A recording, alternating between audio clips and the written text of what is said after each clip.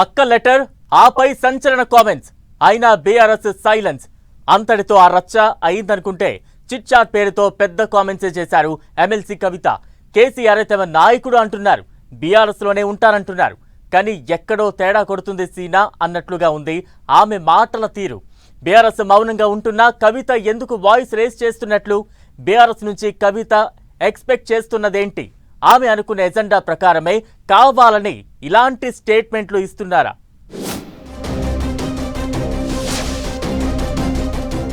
Chit chat పేరుతో కవిత hot comments. KTR target గా కవిత బాణాలు. పార్టీ మౌనంగా ఉంటున్న ఆగని కవిత గళం. బీఆర్ఎస్ అగ్రనేతలను కవిత రెచ్చగొడుతున్నారా? పార్టీ నుంచి తనను సస్పెండ్ చేయాలని కోరుకుంటున్నారా?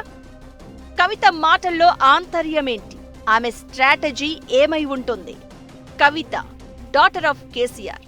వారం రోజులుగా ఆమె రాసిన లెటర్ సెంట్రిక్ గానే తెలంగాణ పాలిటిక్స్ లో హాట్ డిస్కషన్.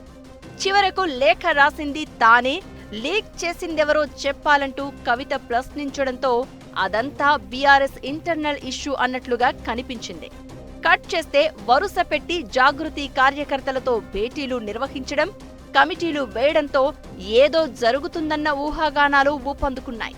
ఈ నేపథ్యంలోనే జూన్ 2న కవిత పార్టీ పెడతారు అంటూ జాగృతి కార్యకర్తలే జోరుగా ప్రచారం చేస్తున్నారు. పార్టీ పేరు కూడా చెప్పేస్తున్నారు. తెలంగాణ బహుజన రాష్ట్ర సమితి పేరుతో కవిత టీబీఆర్ఎస్ పార్టీ పెట్టబోతున్నట్లు లీకులిస్తున్నారు. అయితే ఇదంతా ట్రాష్ అంటున్నారు కవిత.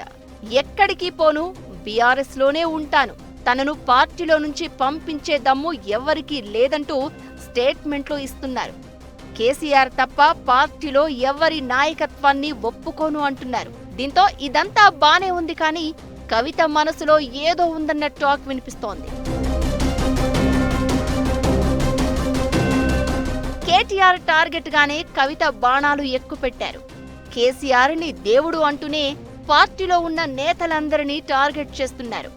ఏకంగా బీఆర్ఎస్ ను బీజేపీలో విలీనం చేసే కుట్ర జరుగుతుందంటూ స్టేట్మెంట్ ఇచ్చి పెద్ద చర్చకు దారితీశారు కవిత. ఈ కామెంట్స్ అన్ని బీఆర్ఎస్ అగ్రనేతలు కేసీఆర్, కేటీఆర్ ఇగోను టచ్ చేసేలా ఉన్నాయనేది పొలిటికల్ ఎక్స్పర్ట్స్ మాట. కవిత కూడా స్ట్రాటజీ ప్రకారమే ఇలా మాట్లాడుతున్నారన్న ఒపీనియన్స్ కూడా వ్యక్తం చేస్తున్నారు. ఆమె ఇప్పటికే ఓ ఎజెండాతో పనిచేస్తున్నారని, ఆ ప్రకారమే మీడియా ముందుకొచ్చి స్టేట్మెంట్లు ఇవ్వడం, ఆఫ్ ది రికార్డులో చిట్ చాట్ చేయడం వంటివి ప్లాన్లో భాగమేనన్న చర్చ జరుగుతోంది. పార్టీ నుంచి తనను సస్పెండ్ చేసేలా బీఆర్ఎస్ అధినాయకత్వాన్ని కవిత ఇన్ డైరెక్ట్ గా ప్రెజర్ చేస్తున్నారనే వాదన కూడా ఉంది. తనంతట తానుగా పార్టీకి రాజీనామా చేసి కొత్త పార్టీ పెట్టుకుంటే అనుకున్నంత మైలేజ్ రాకపోవచ్చని కవిత భావిస్తున్నారు అంటున్నారు.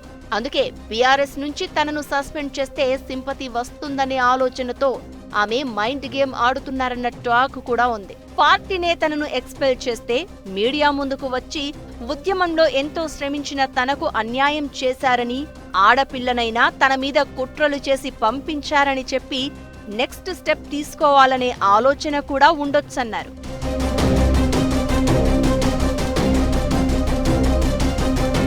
సేమ్ టైం తన జోలికి వస్తే బాగుండదంటూ వార్నింగ్ ఇస్తున్నారు కవిత. తాను నోరు తెరిస్తే వేరేలా ఉంటుందంటూ హెచ్చరించడం కూడా తన పొలిటికల్ స్ట్రాటజీలో భాగమేనన్న చర్చ జరుగుతోంది. ఎలా చూసుకున్నా కవిత బీఆర్ఎస్ తో బంధం తెంచుకోవడం ఖాయమేనన్న అభిప్రాయాలు వ్యక్తమవుతున్నాయి. అయితే తనకు తానుగా పార్టీని వీడటం కాకుండా పార్టీనే తనను సస్పెండ్ చేసేలా వ్యూహాన్ని అమలు చేస్తున్నారని అంటున్నారు పొలిటికల్ ఎక్స్పర్ట్స్. అందుకే బీఆర్ఎస్ ఎంత సైలెంట్ గా ఉన్నా కవిత అసంతృప్తి గళం వినిపిస్తున్నారని అంటున్నారు. పైగా కేటీఆర్ ను టార్గెట్ చేస్తూ బీఆర్ఎస్ ఫ్యూచర్ లీడర్ గా ఆయనను యాక్సెప్ట్ చెయ్యను అని చెప్పకనే చెప్తున్నారు కవిత. ఆమె రాబోయే రోజుల్లో కూడా ఇలాగే తన వాయిస్ వినిపించే అవకాశం ఉందంటున్నారు.